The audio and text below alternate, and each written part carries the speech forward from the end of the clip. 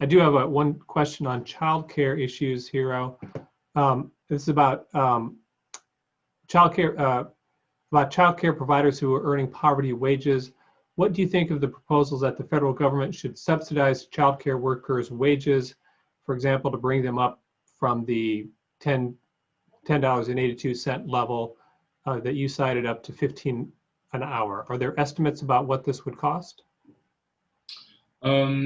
The $775 billion price tag of this particular childcare proposal does include workforce supports. It doesn't have a particular single wage that is there, but there are supports for wage increases. I think there is a consensus that we absolutely do not want childcare workers themselves to be living in poverty, and that ends up creating what's often been called a Ponzi scheme of childcare workers' own children being in low-wage childcare environments with their own children's development threatened.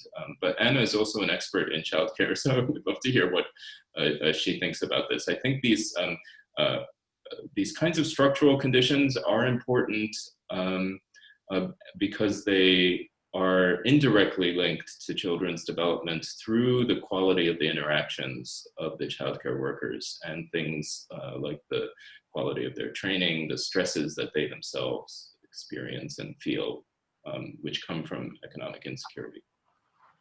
Okay. A couple of the questions that a lot of the journalists have are kind of, where are we now? I mean, the research, COVID happened in March, started happening in March. The research that you did, Anna, was in the field, and your results came out from the spring and into the summer. Do you have any sense of how things might be right now, specifically with the changes in the supplemental unemployment benefits? Those dropped off, I believe, in July or August.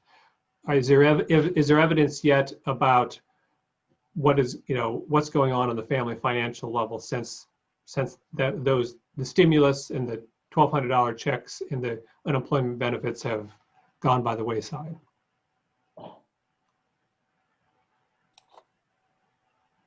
I don't have any information at hand. Okay.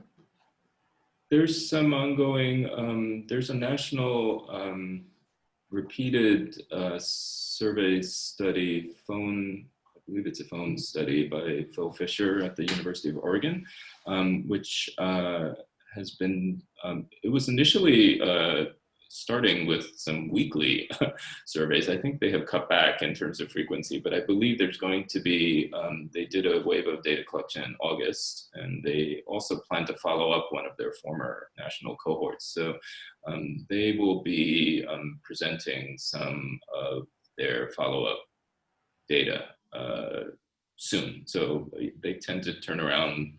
So in the research world, it's very hard to turn around these great big data sets, but they turn them around usually in a period of several weeks, not the kind of months that it sometimes takes us to process. I put the link to what Hiro's talking about, Phil Fisher's rapid EC study with some of his colleagues that was doing weekly surveys of parents' income, food insecurity, stress, and has moved to be a little less frequent, but is providing tons of useful data. I put it in the chat, and then I also put a link to a resource to answer the previous question about childcare workers, stress, and economic conditions. Okay, and another kind of a where are we right now question, Anna, coming from your site, that 20% of children never communicated with their teachers during distance learning in Tulsa in the spring. I know it's very early in the fall semester, but do you have a sense that schools are using mitigation strategies to kind of improve on that, or are there things that might work for them? Yeah, it's a little bit of a hamstring situation with our survey, because our survey required use of a device to answer it. So we're obviously, we're not picking up all the people who have literally no device or internet access.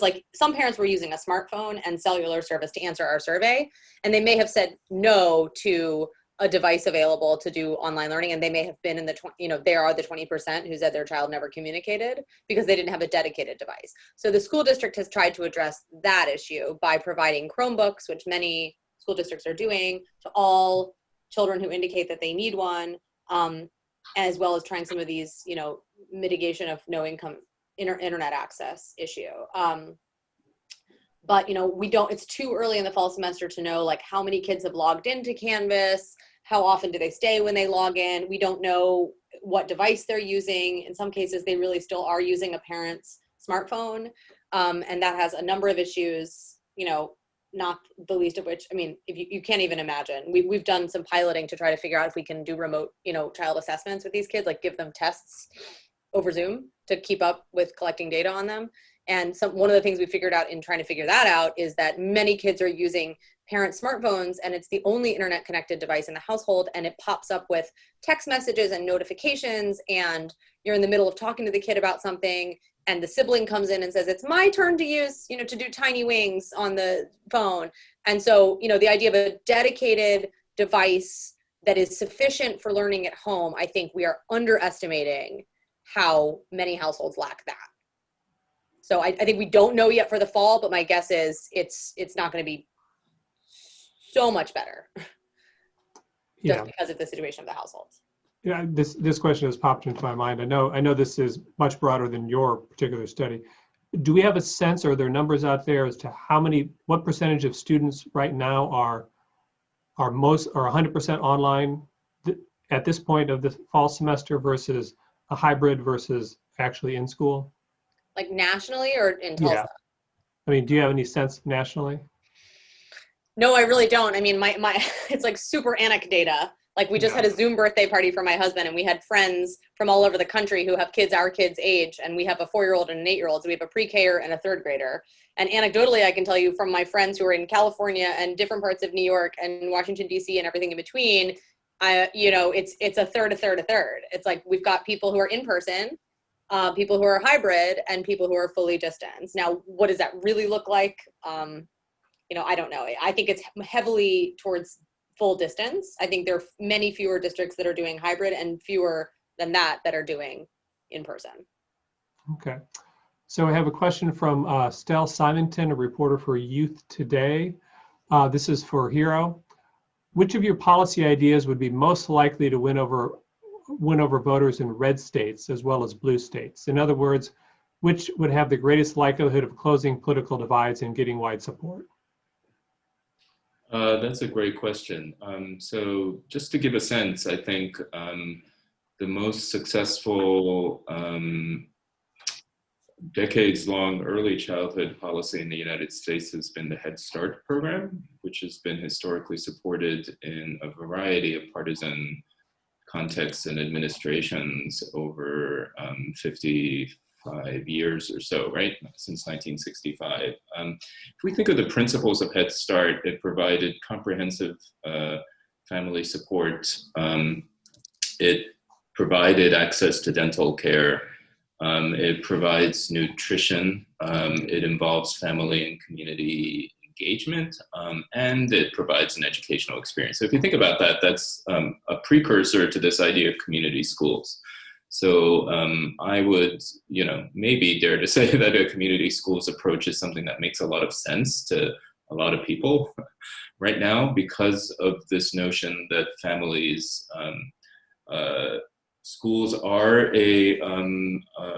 an important way to reach very, very large numbers of children, even if the schools themselves are not open. And if there is an opportunity to provide these additional supports through schools, there has never been a more important time in our history for schools to be providing that range of services, or to be a hub for those. And again, not to say that schools provide everything, but like every school is sitting in a community that has some community resources that can build on networks of families and that can build on kind of service providers in different areas.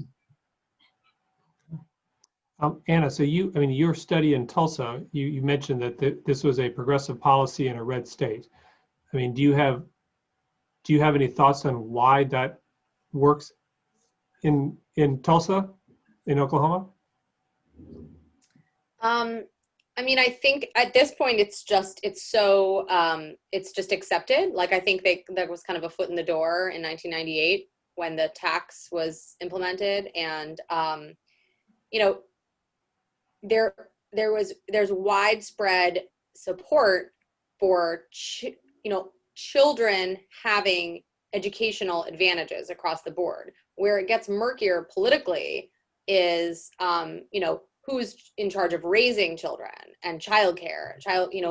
We want mothers to be, to work like they're not mothers and mother like they're not workers, or whatever the saying is. So you want mothers to be full-time mothers raising their own children, and practically that's just not feasible when you have 80% of the mothers of young children in the workforce. So where it gets murky is sending kids to the government funding childcare for kids, when there are definitely people, particularly in more conservative leaning states, that believe that mothers should care for their own children at home. If it is framed as educational, it is, I think, easier for even those who would prefer to keep children at home when they're very young to support. And I think there was just a little window that opened, and the program slipped in. And now, when I go to Tulsa and I talk to individuals who are would identify as lifelong card-carrying Republicans, including current and future Trump voters or supporters, they say, "Oh, I love the universal pre-K program. My kids did it. I think it's great. I mean, all kids should go to school and all kids should learn." So it's just kind of accepted. I don't know that that's replicable, to your earlier question, particularly now. All right. So a question for either of you from Sandra Durick, a freelance writer. How are climate change effects intersecting or correlating with these problems of childhood poverty and development in general and in COVID times? Either of you have thoughts on that?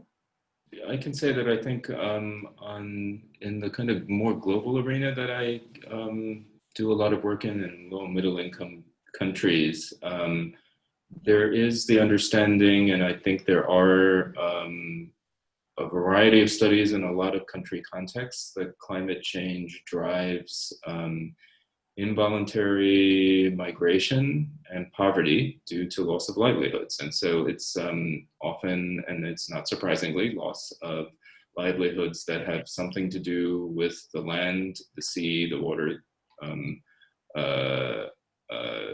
So agriculture, fishing, these kinds of industries and occupations that happen to also be the lower income occupations in those countries. And so the most vulnerable are the ones who are the most affected by climate change. And they are the ones who are increasingly we're seeing unprecedented forced displacement around the world, which is 80 million involuntarily displaced or refugee individuals. And we know that COVID drove quite a lot of that in a lot of countries, but so does climate change. So I think it's absolutely right to think of these as being kind of exacerbating each other in terms of potentially reversing the huge decreases in extreme poverty that occurred over the past 20 years. We had a 50% decline in absolute poverty as defined by the United Nations since 2000. And now what is forecast is that being reversed, and the global trend towards reduced poverty switching over to increases in poverty. We don't have those data yet from that many countries, but we will certainly in the next months. Okay. So we have another question with the global slant to it from Nima, a reporter in Bhutan. For developing countries like in South Asia, where internet connection for distance learning is less possible, what should be the respective countries' approach to reducing the education inequities caused during this pandemic? How advisable is it to close early care centers and primary schools during the pandemic as part of containment measures? Well, I'm going to start with the first part of the question, not the latter part. The latter part is super complicated and really depends so much on the resource and capacity issues in the country and testing and tracing kinds of capacity, not just the school system, right? So I can say that there have been some countries that have done some quite innovative things, and then I can say, I'll give two examples, one of which is that the country of Peru, where just under half of the country has internet access when they're in cities, and in villages it's more like 3% in rural areas of the country have internet access. So the Peruvian Ministry of Education did a pretty quick pivot and decided to take their national broadcast TV and radio channels and devote them to education. As the lockdown was occurring. So Peru had one of the more intense lockdowns in the first months and is still experiencing very, very high rates of COVID despite that. But what they did, which was innovative, was to have a daily classes, taking curricular topics so that each week wasn't just whatever they could find, but were on particular curricular topics, and each hour of the day was devoted to a particular grade level. So beyond this, they certainly didn't assume that folks had access to the internet or have access even to TVs when they developed radio versions of their programming. They got a new license to Plaza Sésamo, which is the Sesame Street of Latin America, which my friends tell me is even better than the one in the US. So they broadcast that daily too. And they have a variety of COVID messages that are integrated with their programming in the education sphere. The other is a lot of phone-based parent in the early childhood development field that I'm in. A lot of kind of parenting programs have shifted over to either text-based or in some cases phone-based. So what happened in Cox's Bazar, for example, with Rohingya refugees, prek is a major NGO providing a lot of home-based and preschool childcare and preschools. Was that the childcare providers knew the kids, and then they all had to shut down. And so they trained the childcare workers to do phone calls weekly with the parents. But about a half-hour call weekly, they will spend about 20 minutes with the parent talking about checking in on basic needs, talking about COVID strategies, talking about their well-being and coping, and then some parenting kinds of activities. But the last 10 minutes are actually with the child. So they maintain a relationship with the child because they know the kid as the child care provider or preschool teacher. And they have also implemented that for primary education age kids. And so that's a situation where there is really no consistent internet access. Some of it just started coming back last week. So those are some of the kinds of innovations, but there've been a lot of pivoting to phone and text based in situations where there's no internet access. Okay, so another question from Stell Simonton. Do you know of any school districts in this country that are using TV for virtual schooling? Yeah, I mean, a bunch of them are integrating TV as a platform, but I think in many cases, at least, again, anecdotally, the districts that I've heard from, including Tulsa, are developing their own content and using existing channels as a mode of delivery. So not assigning existing programming or pointing children to existing programming as a primary source for instructional content, but providing homegrown and or curricular, district curriculum content via like a public access channel or YouTube. A lot of them are using YouTube, but again, the device availability is an issue. Okay, well, we're almost out of time here. I do have one final question. Just a general question for both of you, for reporters who are new to this beat, who are covering childhood poverty issues for the first time. Are there some really good resources that you might point them to, either academic experts or advocacy organizations that have a good research bent to them, or government agencies that have good numbers or research on childhood poverty issues? One or two sources you might point people to?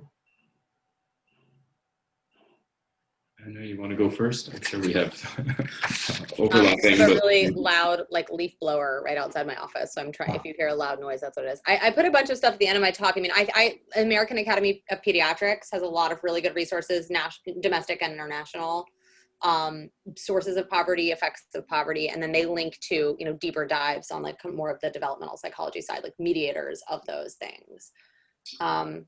As a single place to go and look. They did a big thing in 2016. They had a policy statement about poverty and its negative effects on children. So that's a single place to go and then go from there. Right. And actually, one of the leaders and authors of that report, Dr. Bernard Dreyer, is be one of our speakers next week. So come back, you leaders can come back for that.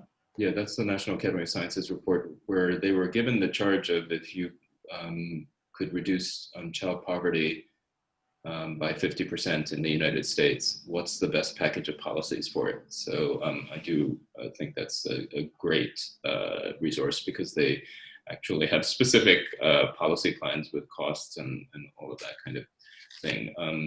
Other organizations that are kind of the think tanks that follow child poverty include Child Trends in Washington, D.C. The Center for Budget and Policy Priorities has historically done a lot of fantastic work on poverty over the years, and continues to do that. And some of the solutions, some of the powerful anti-poverty policies like the EITC and things like raising the minimum wage and those kinds of things have been continue to be kind of updated as far as kind of where they are on the policy front at that center, the Center for CBPP, Center for Budget and Policy Priorities.